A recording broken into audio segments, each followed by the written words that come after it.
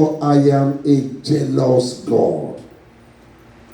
Say, I am a jealous God. For I am a jealous God, visiting the iniquities of the fathers upon the children unto the third and fourth generation of them that hate me. Tonight we are looking at what we call the jealous God. The jealous God. We have looked about what we call the Almighty God. We have checked out about what we call the God of the Bible. We have looked at what we call the God of Abraham. Now we want to look at what the Bible calls the jealous God. Many people do not know that God himself introduced his name to different generations and different people with different names. In Exodus chapter 20, in verse 5, he said, for I am a jealous God. Turn the Bible with me to the book of Deuteronomy chapter 4. Deuteronomy chapter 4. This was a great occasion in which God has to declare who he is to mankind. In Deuteronomy chapter 4, in verse 24, the Bible says, for the Lord thy God is a consuming fire, even a jealous God. God the Creator, he called himself a jealous God. There are three reasons why God called himself a jealous God. There are three reasons that makes God to say that he is a jealous God. Three reasons why God called himself a jealous God. Number one, all creatures are to worship God only. All creatures are to worship God only. God has a zero tolerance for the worship of another God or goddesses. In Exodus 34, in Exodus 34, in verse 14, in Exodus 34, in verse 14, the Bible says, for thou shalt worship no other God. For thou shalt worship no other God, for the Lord whose name is jealous. He is a jealous God. Number one reason why God is jealous is because he does not want us to worship any other God except him. People have been asking, why is God calling himself a jealous God? It's because God will not tolerate the works of his hand, the creatures he has made, to worship another God. That is why in that Exodus 34, in verse 14, said, thou shalt not worship any other God. Unfortunately today, people are worshiping all kinds of gods and goddesses. Some people, their God is money. Money, money, money, money. That is their God. Some people, their God is their belly. The food. Some people, their God is sex. Even little children, now they are polluting them. They are corrupting their minds in the middle school. Teaching them how sexual relationship takes place. Some people, their God is to grab power. No wonder one of the philosophers, Aristotle, he said that absolute power corrupts absolutely. And that is it. God, the maker, the creator, he cannot stand watching you and I worshiping another God or God. He does not like it. That is why he said, look, if you worship another God, you are provoking me. I am a jealous God. That is number one reason why God called himself a jealous God. He wants us to worship him, only him. All the other gods and goddesses, there are people who are worshiping all over the world today. God does not like it. Let me tell you, beloved, in Exodus chapter 24, verse 14, which I told you now, God knew there are other gods, but they are not the Almighty God. God knew that these gods, they are fake. God knew that these gods, they are not genuine. God knew that these gods and goddesses, they are man-made God. They are gods made by man. Reason number two, why God called himself a jealous God is because no other gods must we serve except him. No other God must we serve except him. God does not want us to serve another God. In Exodus 20, in verse 5, he said, thou shalt not serve them. And I'm going to break it down for you what it means to serve. In Exodus chapter 20, in verse 5, God was talking. He said, thou shalt not bow down yourself, nor serve them. S-E-R-V-E. Say, thou shalt not serve them. God does not want us to serve any God. And I will tell you, what does it mean to serve? You can put them A, B, C under number 2. What does it mean to serve? To serve means to pay attention to something. To serve means to pay attention. Make it A, B, or C. Number 2, I'm explaining what does it mean to serve. Why God does not want us, God Almighty does not want us to serve other gods. Because the word serve is a big word. When we say serve, come and serve me. Some of you have been to restaurants, you have server who serve you your food.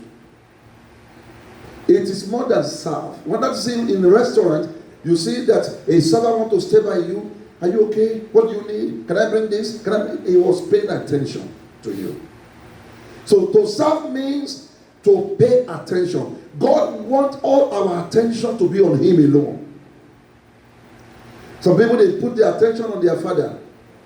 Some put their attention on their uncle. Some put their attention on their pastors. Some put all their attentions on their rich uncle, and they are disappointed. I am telling you, no wonder in Psalm 121 in verse 1, it says, I will look unto the hills where cometh my help. Say, my help cometh from the Lord. Many people, they are paying attention to government. Oh, government will make a good policy. Oh, government will do some things that will help us. Oh, government will give us tax break. Oh, government will help us to do this. And when government failed, they started to depress. So when you are serving, meaning you are paying attention with all your heart to his thing. God really wanted us to serve him. Meaning that he wanted us to pay our attention to him alone. He does not want to give your attention to your mother. Your mother will disappoint you. Here in America, when a child turns 18 years old, his parents will kick him out of the house. Get out. Go and be on your own. But where I was born in Africa, you see somebody 25 years old stay with the mother. But even though whether you stay with your mother or not, your attention is expected to be given to God. That's what the psalmist said. I look up to the hill where cometh my help. You know, people look unto men like them. Some look unto their supervisors. Some look unto their rich uncle, rich auntie. They pay attention to them. Some pay attention to filthy pastors, filthy bishop, corrupt bishop, thinking that they can get solution to their problem. From today, may God redirect your attention to Him alone in the name of Jesus Christ. Amen. 2B, what does it mean to serve? To serve means to reference. Say, thou shalt serve no other God, because I am a jealous God. God is called Himself a jealous God because He wants us to reference Him. That is the meaning of that word, serve. Say, you shall serve no other God except me. Meaning that you shall reference no other God. Some people, they reference money. I watched a documentary today in my office. This man and his wife, they traveled from India to UK. And the custom and immigration were checking their luggages. They said, what do you have in your bag? The bag is so big. The luggage was big. So what do you have in your bag? They said clothes and Indian costumes for wedding. So they checked, they brought everything out. They said, what do you see inside? They said nothing. So the custom officer took something to tear the bag. And underneath, we have 50 pounds. Large number of money. The money was even over $100,000. And they were there. All what they want is their referencing money. The reason some people can do anything to get money all over the world today is because they reverence money above God. Jesus said, you cannot serve two masters. You either love one and hate the other. You cannot serve God and mammon together. Mammon is a spirit of money. God called Himself a jealous God because He wants us to reference only Him. Some people, they reference. When we say reference, we are talking of respect, honor. That's the meaning of reference. To give honor, to respect. Some women can worship money and they can do anything they ask them to do. Some men can do anything because of money. Because they have respect for money, which is a god to them. Let me tell you, beloved, anything you honor above God is a god to you. Some women is jewelries. Oh, don't touch my jewelry. Oh, I got a jewelry. And they carry the jewelry like a baby. They reference it more than God. God said, no, you cannot serve on any other God. Meaning that you cannot reference any other God. All the glory, all the honor, all the respect must be given to God alone. I am praying for you. You will not reference the gods of this world in the name of Jesus Christ. Amen. Number 3 thing, to serve. To serve. To serve means to dedicate one's life and time. To serve means to dedicate. When God said you must serve me, only me, means you must dedicate yourself to me, your life and your time. That is why we sing that song, my lifetime. I will give you my lifetime. I will give you my lifetime. We sing that song. How many people give their lifetime to God? When God said in Exodus 20 verse 5 that thou shalt serve no other God except me, it means that thou shalt not dedicate yourself to any other gods except me. When you serve God, it means you dedicate yourself, your time, your life. Whether things are going very well, whether things are not going very well, whether you are having money or not, you ready to dedicate yourself. Paul said, I count all things lost for the sake of Christ. How many people today, can say, I am serving God. We just sing the song, I'm serving the living God, I am serving the living God, amen. If you are serving God, how many services have you missed? How many Bible study they don't see you? Some people now, because we are going towards the end of the year now, see, over time, they are working. I told them, I said, no. It's not the amount of overtime that you make that can make you. It's only God that can make you. It's only God that can make you. So when we are talking of the jealous God, what makes him to call himself a jealous God, the reason behind it is that he wants us to dedicate our life and time to him alone. When men refuse to dedicate their time to God, when they don't give their life to God, then there's a problem. Let's go to reason number 3 now. Reason number 3. Why God called himself the jealous God.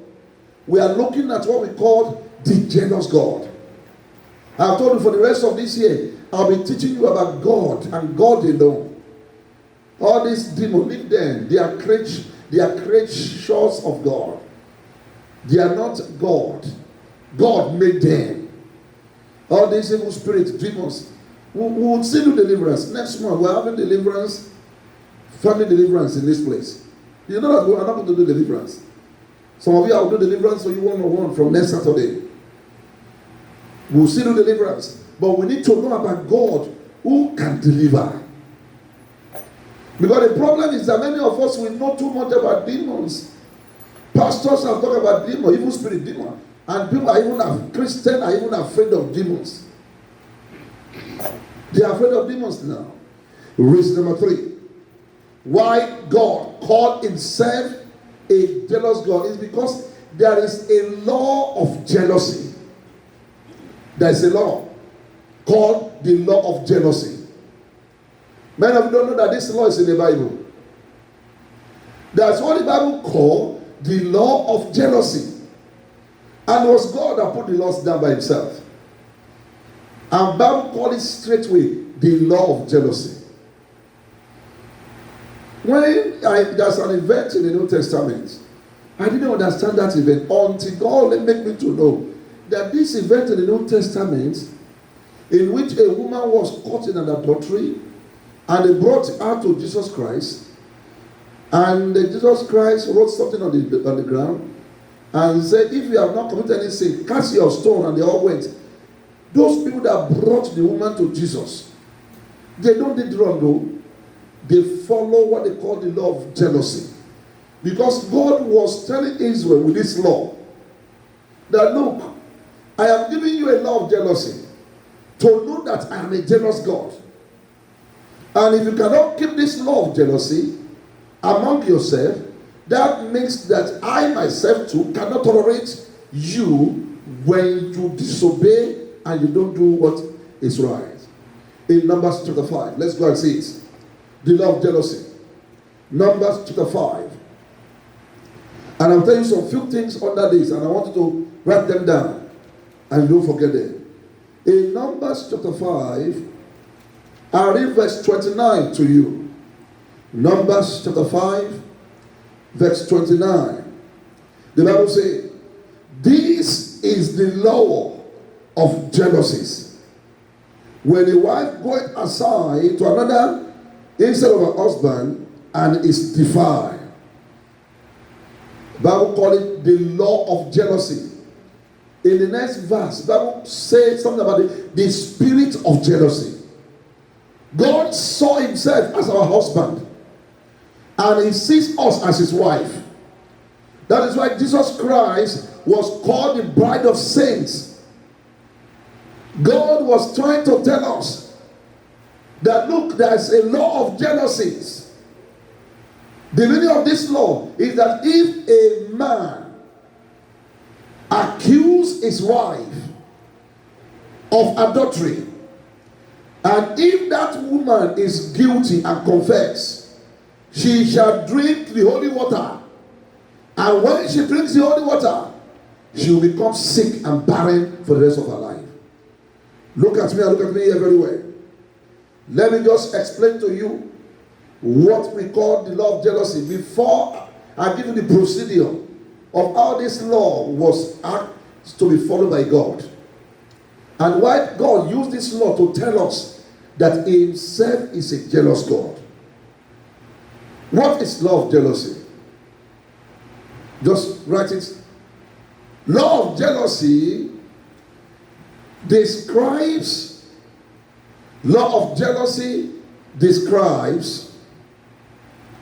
what is law of jealousy? Law of jealousy describes a procedure. It's not one, just only one definition. Law of jealousy describes a procedure in which a woman is accused by her husband. A woman is accused by her husband of adultery before a priest. That is called the law of jealousy. And it was God that gave them. When you read Numbers chapter 5 from verse 11 to 29, you will see this law, how it's explained. And I will give you the procedure. Before I give you the procedure, let me just explain to you. Before the law of jealousy can work, there are procedures that must be followed. And you can write it, procedures of law of jealousy. Procedures of law of jealousy. Procedures of law of jealousy. Before this law, I said law of jealousy is described when a woman is accused by her husband of adultery before the priest. That is the law itself. So no one can accuse the woman except her husband. So her husband cannot accuse her without bringing her before the priest. And listen, before I give you the procedure, I just repeat that again so that you can understand.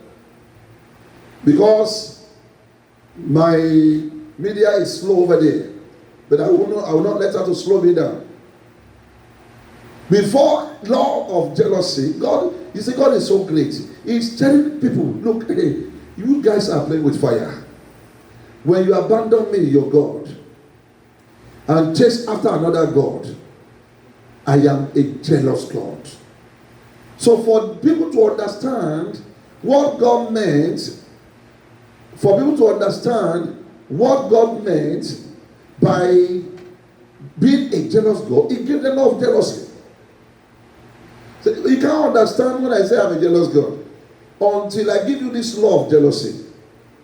And when I give you this law of jealousy, then you will now understand what I mean when I called myself a jealous God. Do we understand it? All right. Now let's see the procedure. Let's see the procedure now. Procedure number 1. You can make it A, B, or C. According to you. Her husband must bring her before the priest. Before the law of jealousy can take place, the husband of the woman must bring her or drag her before the priest. 2. Her husband must bring her. So that is why when some of you come before God to come and worship, and you have committed adultery. I'm not talking of physical adultery now. Adultery is by honoring another God. Maybe your own is God of alcohol. You always drink alcohol, thinking that nobody sees you. You don't know what you are doing. Because in 1 Corinthians chapter 6, from verse 11 to 16, Bible says that God make us to know that if you join yourself with a harlot, you have one body with harlots. And begin to explain darkness and night. You should not be unequally yoked with unbelief. It says so many things there. That's why I tell people, there is no way God and Satan can stay in human body at the same time. Because God is too jealous to share your body with any demonic spirit. He's too jealous. He's a jealous God. Because that demon is a God.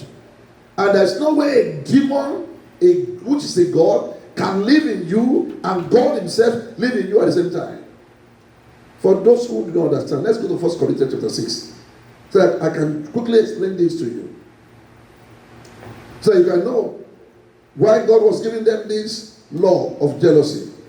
And why in 1 Corinthians, Holy Spirit was helping Paul to explain this very, very well. Was explaining it very, very well to them. Now, from verse 19, let's take it from there. What? Know you not your body is a temple of the Holy Ghost, which is in you, which ye are of God, and ye are not your own.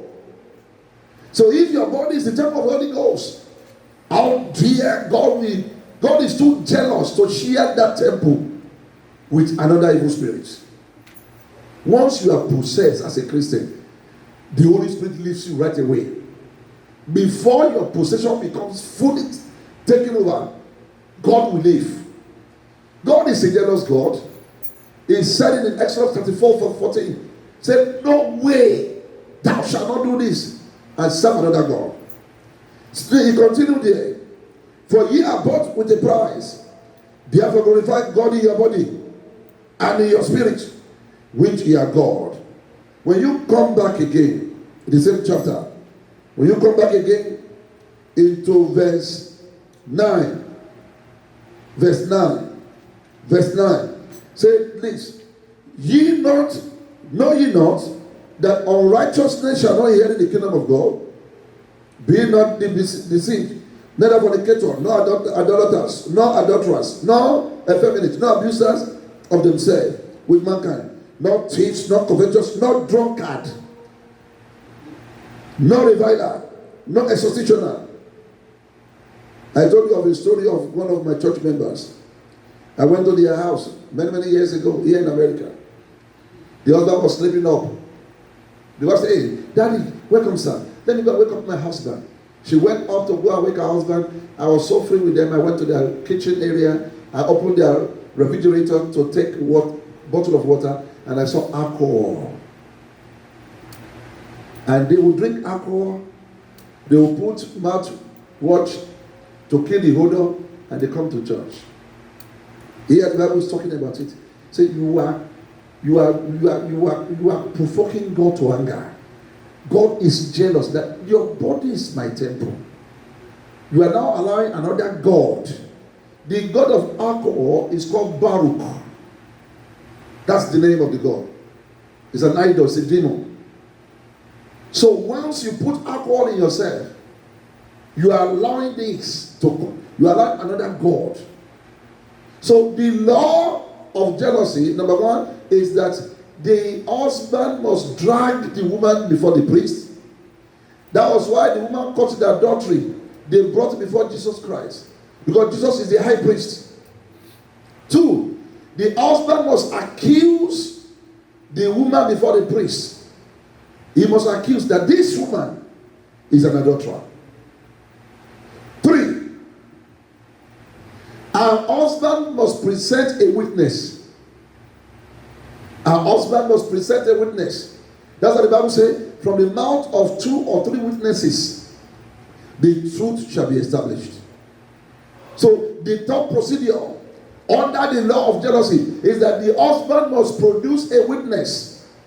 4, she has to confess or deny. Number 4 procedure, the woman has to confess or deny. And that is exactly what God is giving them this law, to let them know that, look, I am a jealous God. When he told them, they don't understand. How can he say he's a jealous God? Is he human being like us?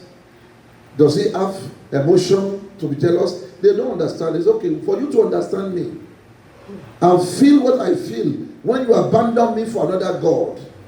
When you abandon me for the God of alcohol, you abandon me for the God of sex, you abandon me for the God of fornicator and adultery, you abandon me for the God of gossip, killing, and all kind of things. God of money. This is what you are doing. So you to do it to yourself and judge it among yourself. then you will know how I feel as the Almighty, the jealous God. Number 5 procedure. A husband must bring what they call first offering. F-O-R-C-E. A husband must pay first offering. The first offering is an offering that is forcing the woman to confess. It's forcing the woman to confess. So if the woman confesses, yes, I am sorry, it is the devil that pushed me to abandon my husband for another man, they will give that woman holy water to drink. And once she drinks the holy water, she'll become sick and be barren for the rest of her life. But if she said, no, I did not abandon my husband, then she will not be sick. Number 6 procedure. Her head must be uncovered. Meaning that she will not be allowed to cover her head. The hair on her head will be shaven like a man. Women went through a lot in the Old Testament. If they bring all those laws back in their generation, many of you that are women who love to dress your hair, you will run away and you will not commit sin again. Praise the Lord. Praise the Lord. Okay. Why did God give this law? God was trying to give them an illustration of his relationship with people. Look, I am your husband. You are my wife. All the creatures of God are bride of God. And God is our husband. So anytime we abandon God and we go off and we go after other gods, God becomes jealous. And when God is jealous, there is a problem. When God is jealous, that's a trouble. A faithful woman will not abandon her husband and go after another man. But an unfaithful woman will abandon her husband and go after another man. You will not abandon God in the name of Jesus. Amen. 5 areas God expects us to be faithful to Him. 5 areas. There are 5 areas of our lives that God expected us to be faithful. Otherwise, if He becomes jealous, there shall be trouble.